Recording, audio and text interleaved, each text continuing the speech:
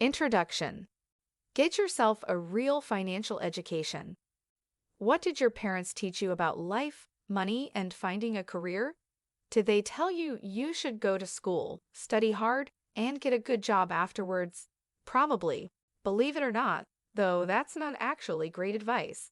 But it is what most parents tell their kids, and most school teachers too. While we are speaking of school, here is another question for you. While you were there, what did you learn about making money? If it was anything like most schools, then the answer is probably nada, zilch, nothing. No need to fret, though, most of us had the same experience. We are never taught what you need to know to get and stay rich. But that information does exist. Rich families pass it down from generation to generation. But how do you get access to it? Hi, I'm Alana from Great Readers, and you're listening to the audiobook of Robert Kiyosaki's bestseller, Rich Dad, Poor Dad. In the next 20 minutes or so, I will guide you through Kiyosaki's best anecdotes and valuable lessons about money. Chapter 1. Rich people don't work for money. Before we get to the famous financial lessons, we're going to tell you a story. The story of 9-year-old Robert Kiyosaki. It begins in the 1950s. Robert and his friend Mike were curious boys with big ambitions. When they grew up, they wanted to become rich and make a lot of money. But just how they were going to accomplish that they didn't actually know. So, after a failed attempt to produce coins from melted toothpaste tubes, the boys decided to get some advice. They asked their dads how they could start becoming rich. You might be able to guess what Robert's own well-educated but poor dad replied. Go to school, study, and find a good job. It's familiar advice, but it's pretty misguided. If you follow guidance like this, you'll spend your entire life breaking your back to increase your pay, while others, the government, bill collectors, and your bosses, take most of the reward.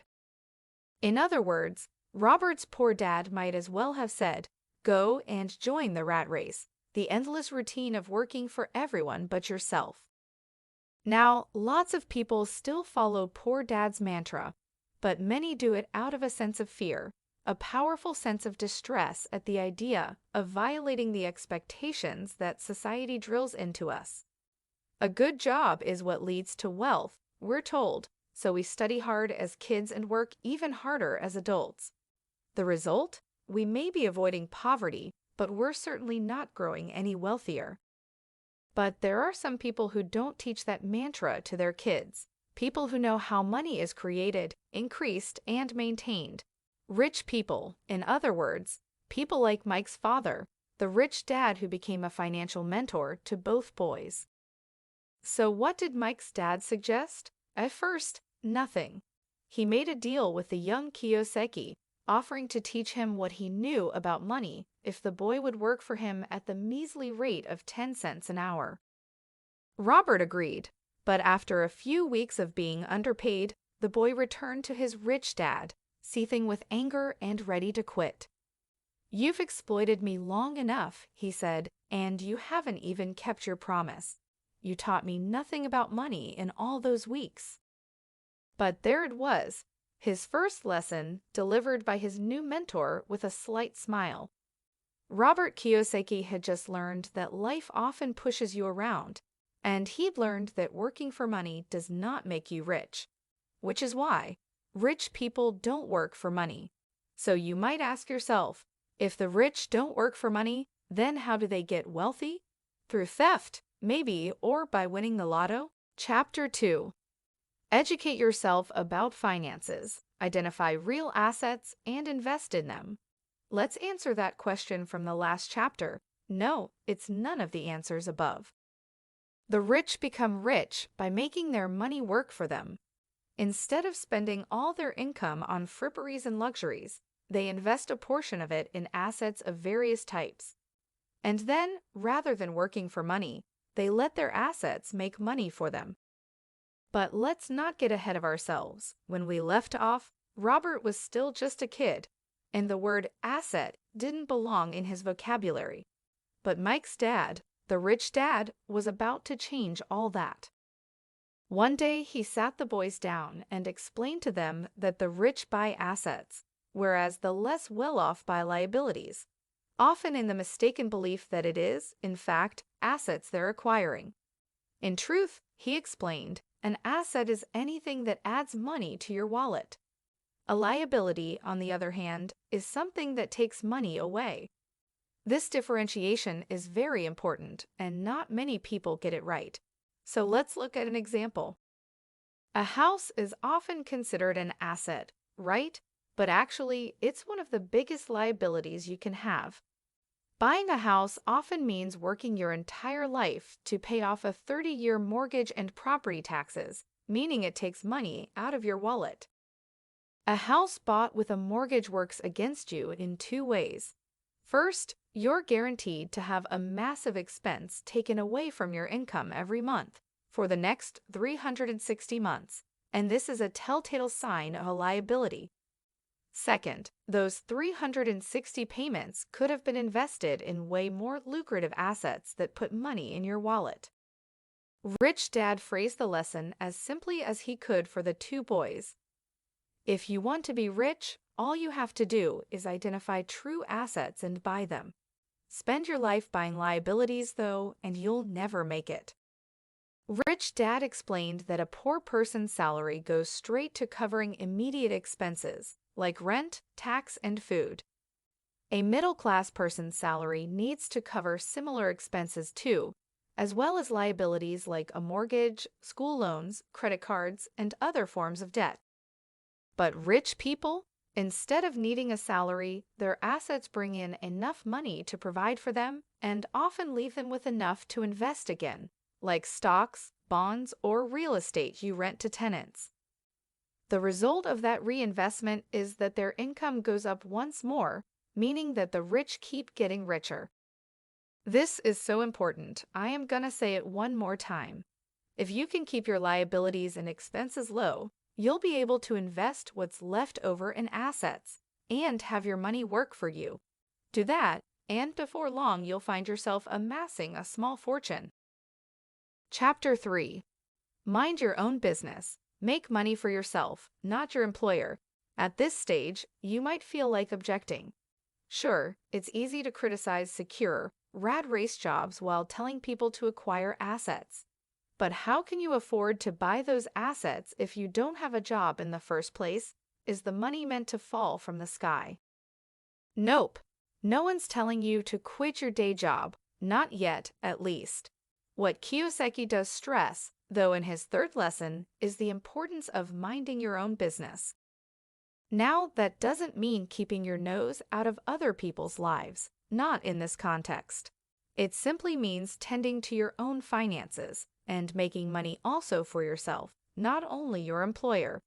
In other words, minding your own business means making money through your portfolio of assets rather than through promotions, bonuses, and raises.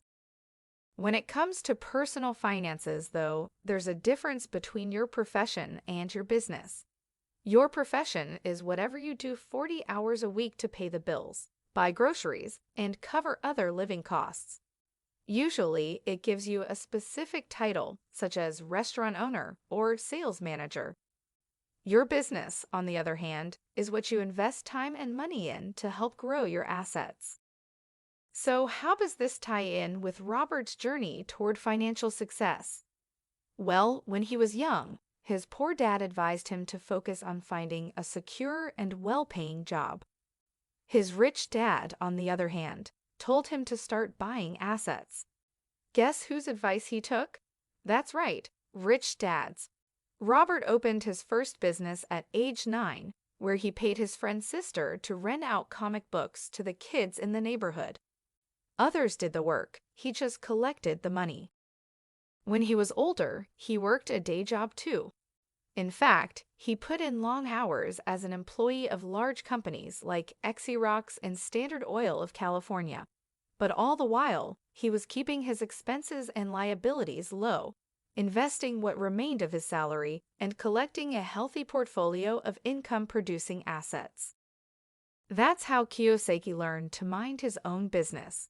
Sure, he had a job too, But what ultimately made him rich was the growth of his assets. The time he spent working for companies and investing his earnings taught him to think of his assets as his own employees. Every single dollar he put into assets was working for him, making him money even while he slept. Sounds pretty sweet, right? Chapter 4. By understanding the tax code and the legal system, the rich stay one step ahead of the systems designed to rein them in. When Robert was back in school, one of his favorite stories was the tale of Robin Hood and his band of merry men. The pack of traveling vagabonds who stole from the rich to give to the poor. It was a thrilling story, he thought, but his rich dad disagreed. To him, Robin Hood seemed like a crook. You see, Rich Dad blamed the Robin Hood fantasy for inspiring the tax system he despised. Just as Robin Hood took money from the rich and gave it to the poor, so too did the government try to take from the rich to give to the needy. But, as Rich Dad explained, they didn't actually succeed. The way Rich Dad saw it, it was the middle class that ended up shouldering the burden of taxation, not the rich. The rich were far too clever and well-equipped for that, and deflected tax with sophisticated tools. One of the tools that the rich use to shelter themselves from tax is the corporation. A corporation is allowed to spend pre-tax dollars, after all, and is only taxed on what remains after expenses. Individuals, on the other hand, are taxed first, and only then are they allowed to spend the remainder. It's an important distinction. Imagine if you were only taxed on the part of your salary you didn't spend. By shielding their assets using corporations, the rich can avoid paying tax like the middle classes and the poor do. But that's not the only benefit a corporation offers the rich.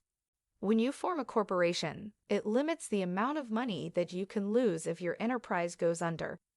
Think of it this way. If you, as an individual, default on a loan, you need to sell your possessions, declare bankruptcy, and do whatever else the law of the land requires. But if a corporation fails and can't repay its creditors, well, the owners lose their investment. But that's it. No one comes and takes their personal belongings. No one reclaims their houses. Corporations allow the rich to reap huge financial rewards without facing comparable risks. So what's the lesson here? It's this.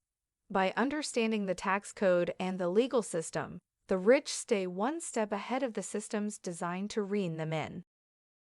Chapter 5. Most of us aren't given a financial education.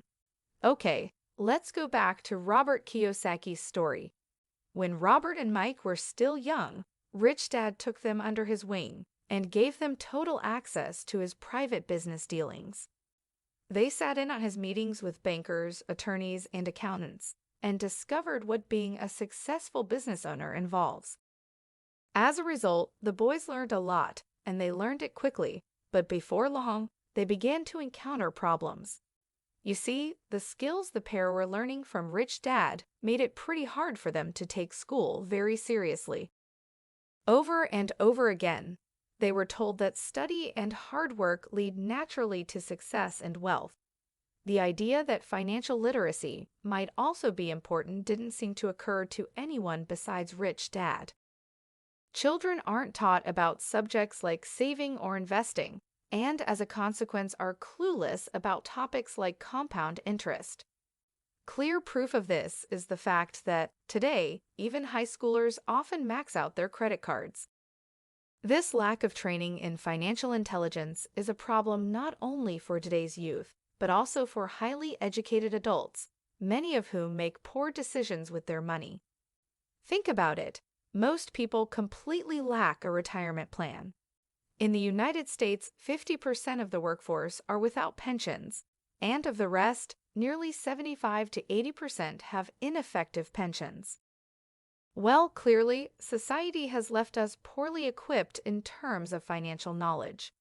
But getting financially literate is one of Kiyosaki's key lessons. So what do? Educate yourself and start establishing a financial strategy. Chapter 6. Get yourself a financial education by following 3 steps. Assess your current situation, set financial goals, and finally build the financial intelligence to reach them. You can start the journey toward personal wealth at any point in your life, but the earlier you get going, the better. Obviously, if you begin at 20, you're far more likely to become rich than if you begin at 30. But regardless of your age, the best way to get started is by following these 3 steps. First, appraise your finances. Second, set yourself some goals. And third, acquire the education necessary to reach them. Let's go through those in some more detail. In the first step, take an honest look at your current financial state. With your current job, what kind of income can you realistically expect now and in the future? And what kind of expenses can you sustainably handle? You may find that the new Mercedes you've been drooling over simply isn't affordable right now. Remember, be honest and don't consider money you don't have. After this, you can set realistic financial goals. You could say that you want that Mercedes to be within your reach in 5 years' time. Kiyosaki's wife Kim waited 4 years and eventually bought her Mercedes from earnings from their apartment buildings. All right, the next step is to then start building your financial intelligence. Consider this an investment into the greatest asset available to you, your mind. Learn how to deal with money. For example, if you're afraid of rejection, try a short spell working for a network marketing company. While you might not get an amazing salary, you'll gain a lot of sales skills and self-confidence, which will be very useful in the future. You can also improve your finance education in your spare time. Enroll in finance classes and seminars, read books on the topic, and try to network with experts. Did you get that? Let's repeat these steps one more time. Assess your current situation, set financial goals, and finally build financial intelligence to reach them. If you base your financial foundation on these building blocks, there's a good chance you'll become wealthy one day and park that Mercedes in your garage. Chapter 7. Financial Intelligence and Courage allows the rich to invent money in any situation. In this chapter, we're going to look at your attitude in financial matters. Because if you do want to change your current financial state, you'll need to start handling your finances differently. The biggest change you most likely need to make is learning to take risks. In the real world, it's often not the intelligent who get ahead, it's the daring. Call it what you want: chutzpah, guts, audacity. Being brave enough to take risks is something the rich all have in common. Why? Well, if you don't conquer fear, you'll allow great opportunities in life to pass you by. That's why the studious and the intelligent often struggle financially. Their fear of society's disapproval prevents them from leaving the rat race and growing wealthy. And their fear of losing money is so powerful it prevents them from investing in stocks or other assets. They fail to appreciate that success always takes guts. That's why financial intelligence can be boiled down to 2 key ingredients: knowledge, of course, but also courage. It's these 2 factors that set the rich apart from everyone else. And that is Lesson 5. Financial intelligence allows the rich to invent money in any situation. They're able to spot opportunities, they know how to respond to them, and they have the daring to follow through. From the outside, it looks like they're just lucky, but in fact, they're creating their own luck. Sitting in on Rich Dad's business meetings, Robert and Mike learned a lesson school couldn't teach them. In the real world, success takes guts, not just hard work. When you combine courage with financial knowledge, you can spot opportunities quickly and make the most of everyone. In other words, you can almost invent money. Chapter 8. Instead of playing it safe, try investing your money in stocks, bonds, or tax-lien certificates.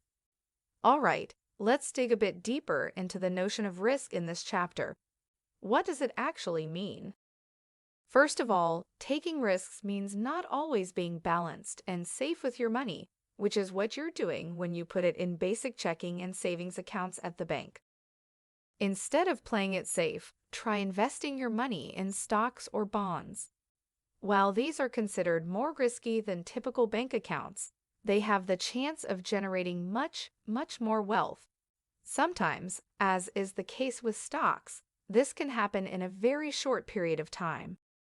Or if you don't want to commit yourself to the stock market, there are a number of other investments that will help grow your wealth in the long run. Take real estate or so-called tax lien certificates. With tax lien certificates, interest rates range between 8% and 30%, much higher than 0.21%, which was the average savings account interest rate for America in 2013. Of course, the higher the potential for return, the higher the risk. With stocks, for example, there's always the slight chance you could lose your entire investment. But if you don't take the risk in the first place, you're guaranteed not to make any big returns. So you see that taking those bigger chances and handling the bigger risks they present is necessary in order to start making a bigger income. It is what Rich Dad would want us to do. Chapter 9. Don't just work to earn. Working to learn is much more important. So far, we've learned that your money should work for you. We've learned about financial intelligence, and we've learned the value of being bold. But there's one more important lesson to learn from Rich Dad. When Robert graduated from college, he landed a steady and well-paying job almost immediately. For most people, it would have been a dream come true. And that's exactly how his educated but poor dad saw it. I mean, we already know it. Poor dad saw a secure career and persistent work as the only surefire way to grow wealthy. Not Rich Dad, though, and not Robert either. After about 6 months, he quit his job and joined the Marine Corps to learn how to fly. His poor dad was bewildered, but his rich dad congratulated him. Why? Not because he encouraged recklessness, but because he understood exactly what Robert was doing. He wasn't trying to make a steady salary, he was trying to learn. He was searching for work with something useful to teach him. His rich dad had drilled it into him. Knowing a little about a lot was important for anyone who wanted to make money. That's why Robert was working to learn, not just to earn. After all, making money was what his assets would be for. His poor dad couldn't understand. To his mind, Robert's behavior was the precise opposite of what made people money. You see, he was an academic man, intelligent and well-educated, with a PhD. His path in life had taught him that it was specialization, not a broad base of skills and knowledge, that led to riches. In the academic world, the higher up you go and the more you learn, the narrower your topic of study. In much the same way, doctors are often eager to specialize in a single chosen field, like orthopedics or pediatrics, as soon as they graduate. For some people, specializing like that might make sense. It didn't help poor dad, though, whose PhD never did much to boost his earnings. Rich Dad, on the other hand, had a broad base of knowledge, but never finished the 8th grade. That's why he encouraged young Robert and Mike to spend time in a whole host of different departments of his business empire. Over time, they worked in restaurants and construction, sales and marketing, accounts and reservations. The aim wasn't to find one single field they might like to spend their careers in. It was to equip them with the range of skills and knowledge necessary for growing rich. That's why the 6th and final lesson is, don't just work to earn. Working to learn is much more important. Final summary. So that's it. We have reached the end, covering the 6 main lessons from Robert Kiyosaki's Rich Dad, Poor Dad. Remember, it was this very advice that laid the groundwork for Kiyosaki's current fortune, a net worth of an estimated $100 million. Has that got your attention again? Good. Then it's time for a quick recap. Lesson number 1 was that the rich don't have to work for money. If you just stay in the rat race for your entire life, it will enrich someone, but it won't be you. It's your boss whose wallet you'll really be fattening. So what's the alternative? That brings us to lesson 2. Educate yourself about finances, identify real assets, and invest in them. Do this by following the advice from the 3rd lesson. Keep your day job, minimize your expenses, but also have your business on the side to earn money for you.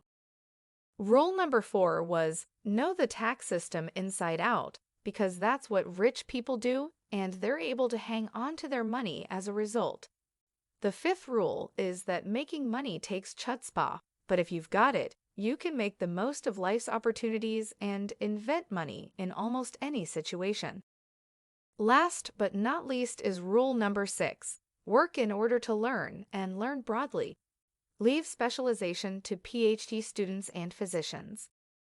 All right then, that was everything from me, Thomas. I hope you enjoyed the chapters and got excited to start making money. Oh, and if you'd like to hear another tale about how to be successful, then please head over to 5 AM Club by Robin Sharma. See you there.